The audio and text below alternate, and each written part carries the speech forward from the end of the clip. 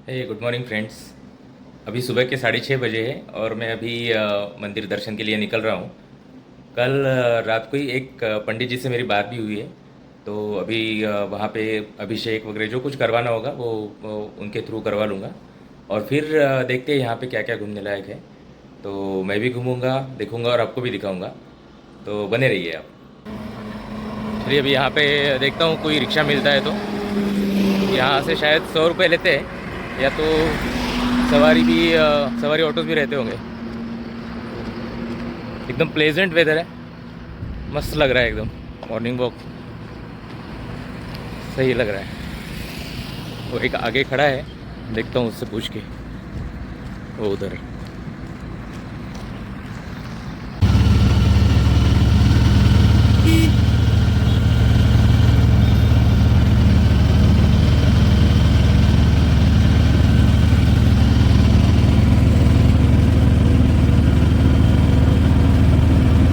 तो ये ऑटो वाले भैया तुरंत तैयार हो गए 100 रुपये में।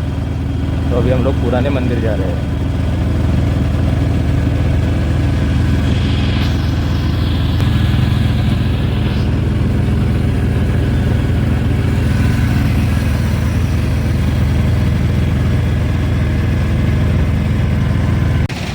तो मैं अभी ये पुराने मंदिर आ चुका हूँ। तो अभी पंडित जी से बात करता हूँ। उन्होंने पुराने मंदिर ही आने के लिए बोला था। तो वो ऑटो रिक्शा वाले तुरंत तैयार हो गए थे, तो जल्दी आ गया मैं यहाँ पे। हार्डली एक 5 मिनट लगता है हार्डली पहुँचने में यहाँ वहाँ से मंदिर। ये आदि ज्योतिर्लिंग भगवान सोमनाथ प्रभास तीर्थ क्षेत्र में भगवान विराजमान है। ये भगवान सोमनाथ जी सोम माने चंद्र, चंद्रमा ने करोड़ों महामृत्युंजय जाप किया। चंद्रमा जी श्रापित थे। दक्ष राजा की 27 कन्याएं थी, जिसको हम नक्षत्र के रूप में जानते हैं। उस दक्ष राजा की 27 कन्या थी, उसकी शादी चंद्रमा जी के साथ हुआ। पर चंद्रमा को रोहिणी नाम की नक्षत्र है, जो 27 जो लड़की है, उनके साथ प्रेम संबंध ज़्यादा था। तो बाकी 26 कन्याओं को चंद्रमा से सेटिस्फैक्टरी नहीं था, चंद्रमा से संतुष्टि नहीं थी। तो उन्होंने चंद्रमा की कंप्लेन कर दी, दक्ष राजा की शिकायत की। तो दक्ष राजा ने गुस्से में आकर चंद्रमा जी को श्रापित कर दिया कि आपका जो रूप है वो क्षीण हो जाए। तो उस समय में भगवान को स्किन डिसीज हो गए, शरीर काला पड़ गया चंद्रमा जी का। आज के जमाने में स्किन डिसीज कहते हैं उसको। तो चंद्रमा जी ने भगवान शिव जी की प्रार्थना, भगवान ब्रह्मा जी की प्रार्थना की कि मुझे ये श्राप से मुक्त होने के लिए उपाय बताइए। तो ब्रह्मा जी ने उसको कहा कि अब दक्ष राजा की क्षमा याचना करो, दक्ष आपके ऊपर कृपा करेंगे तो उसका उपाय आपको बताएंगे। तो दक्ष राजा ने कहा कि पृथ्वी पर भगवान शिव की आराधना किए जाए, और भगवान शिव आपके ऊपर प्रसन्न होंगे तो आपको श्राप से मुक्त होने होंगे। तो चंद्रमा जी पृथ्वी लोक पर आए और करोड़ों महामृत्युंजय का जाप किया। तब भगवान शिव जी उसके ऊपर प्रसन्न हुए। भगवान शिव प्रसन्न होने के बाद उसको श्राप से मुक्त कराया। इन 15 दिन के लिए यही श्राप से मुक्त हुआ चंद्रमा जी को। चंद्रमा जी को 15 दिन श्राप रहता है और 15वें दिन श्राप से मुक्त होते चंद्रमा जी। प्रतिपदा से पूर्णिमा चंद्रमा जी का रूप बढ़ता है, और प्रतिपदा से अमावस्या चंद्रमा जी का रूप क्षीण हो जाता है। तो इस श्राप के लिए भगवान से मुक्त की। फिर भगवान ने चंद्रमा से प्रार्थना की, चंद्रमा जी ने भगवान से प्रार्थना की कि आपने जैसे मुझे रूप श्राप से मुक्त करवाया, ऐसे ही लोगों के पृथ्वी पर रहने वाले लोगों को जो रोग है, कष्ट, उसको मुक्त करने के लिए आप यहाँ पर विराजमान होइए। भगवान शिव ने कहा कि मैं स्वयं यहाँ नहीं रुक सकता, मेरा निवास है कैलाश में है, और मैं अपनी ज्योति प्रदान करके जाऊँगा यहाँ पर। इसलिए भगवान ने अपने ज्योति स्वरूप एक लिंग में विराजमान किया, और उस लिंग को यहाँ पर प्रस्थापित किया गया। फिर चंद्रमा जी ने यहाँ चंद्र का भगवान ने सोम नाम का यज्ञ किया। सोम नाम का यज्ञ करने के लिए 13 गोत्र के ब्राह्मण यहाँ पर लेकर आए। उसके वंशज हम लोग थे। अच्छा जी। तो उस समय में यहाँ ज्योतिर्लिंग के रूप में भगवान सोमनाथ जी प्रथम बार विराजमान हुए, और चंद्रमा के द्वारा भगवान यहाँ विराजमान हुए। सोमनाथ जी यहाँ प्रतिष्ठित हुए ज्योतिर्लिंग के स्वरूप में। उस समय में कहा जाता है कि उस समय जो लिंग था वो पारस पत्थर का लिंग था, ब्रह्म सिद्धांत मृत मात्र का लिंग था, पर वो हवा में रहता, उसका पूजा होता। कहा जाता है कि उस समय में मंदिर का जो दीवार के अंदर की वो सारा मैग्नेट से बना हुआ था। उस समय का उस समय का ये ज्योतिर्लिंग है। अब आदि काल से मंदिर की प्रसिद्धि बढ़ती गई, धीरे जवाहरात सोनार समृद्ध हो गए मंदिर, बहुत सारा मंदिर समृद्ध था। तो यहाँ लोगों को आना शुरू हुआ उसके साथ साथ में, और मंदिर की प्रसिद्धि इतनी बढ़ती गई, हीरे जवाहरात सोनार मंदिर में। उस समय में मुस्लिमों ने मंदिर के ऊपर चढ़ाई की। मोहम्मद गजनी नाम का राजा था, जिसने 17 बार चढ़ाई किया, 6 बार मंदिर लूटा गया। आखिरी बार मंदिर लूटा, पूरा मंदिर नष्ट कर दिया। हीरे जवाहरात सोना लूटने के अलावा मंदिर के अंदर भगवान शिव जी का जो लिंग था उसे तोड़ने का प्रयास किया। तब भगवान वहाँ से अंतर्ध्यान हो गया, अदृश्य हो गया। उसके 700 साल के बाद यहाँ ज्योतिर्लिंग मंदिर नहीं बन पाया।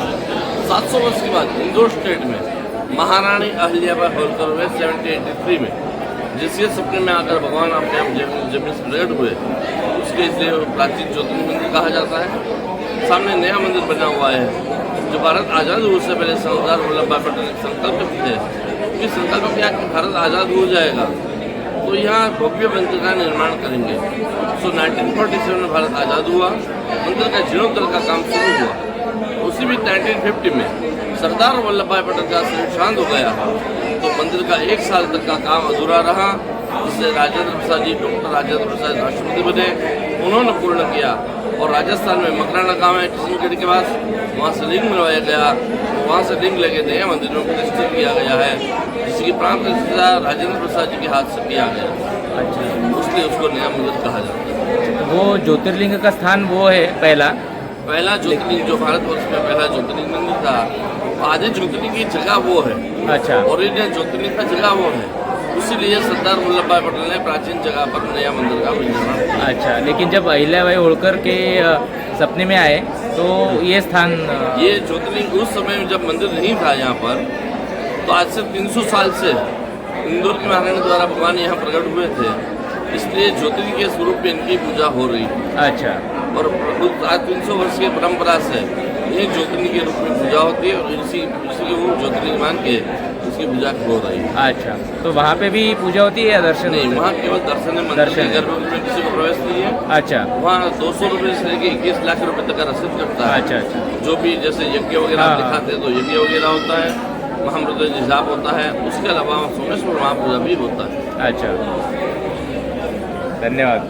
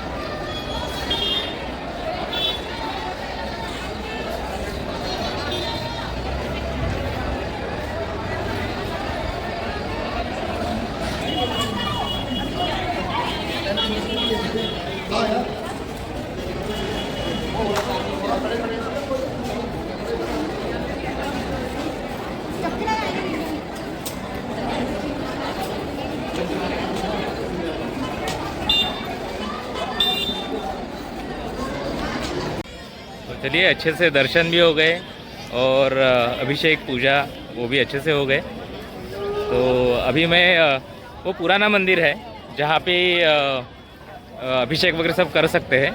नया मंदिर जो है वहाँ पे सिर्फ दर्शन कर सकते हैं, वहाँ पे अभिषेक वगैरह कुछ नहीं कर सकते हैं।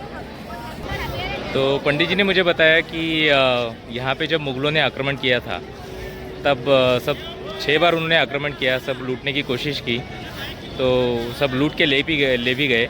और बाद में जब उन्होंने शिवलिंग तोड़ने की कोशिश की, वो लिंग अदृश्य हो गया। तो वो उसके बाद वो लिंग कोई भी नहीं देख पाया। फिर उसके 700 साल बाद अहिल्याबाई होलकर को दृष्टांत हुआ, और फिर उन्होंने यहाँ पे जो पुराना मंदिर है वहाँ पे उनको शिवलिंग मिला और वहाँ पे उन्होंने उसकी स्थापना की। तो वहाँ पे ही सब 300 साल से अभिषेक वगैरह सब वहीं पे होता है। और ये नया जो मंदिर है वो एक्चुअली ओरिजिनल वो ज्योतिर्लिंग का स्थान वो था। तो उन्होंने वहाँ पे फिर सरदार वल्लभ भाई पटेल ने वो उन्होंने जीर्णोद्धार किया। तो उनका तो देहांत हो गया फिर उसके बाद डॉक्टर राजेंद्र प्रसाद जी ने हमारे पहले राष्ट्रपति डॉक्टर राजेंद्र प्रसाद जी ने उसका पूरा काम मतलब उन्होंने वो करवाया पूरा, और फिर उसके बाद वो स्थापना उनके हाथों से हुई है। तो वहाँ पे सिर्फ दर्शन ही कर सकते हैं, और पुराना जो मंदिर है वहाँ पे अभिषेक वगैरह सब कर सकते हैं। ये इधर पुराना मंदिर है, वहाँ से जस्ट बाहर निकल के यहाँ पे लॉकर सिस्टम है। तो यहाँ पे थोड़ा छोटा मोटा सामान रख सकते हो, और यहाँ पे बड़ा सामान नहीं रख सकते, कुछ बैग्स वगैरह। तो वहाँ पे वो डिजिटल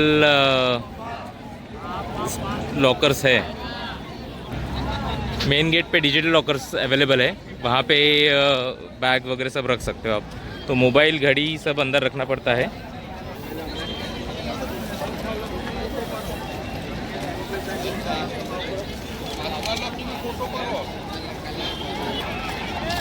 उधर समंदर है पूरा।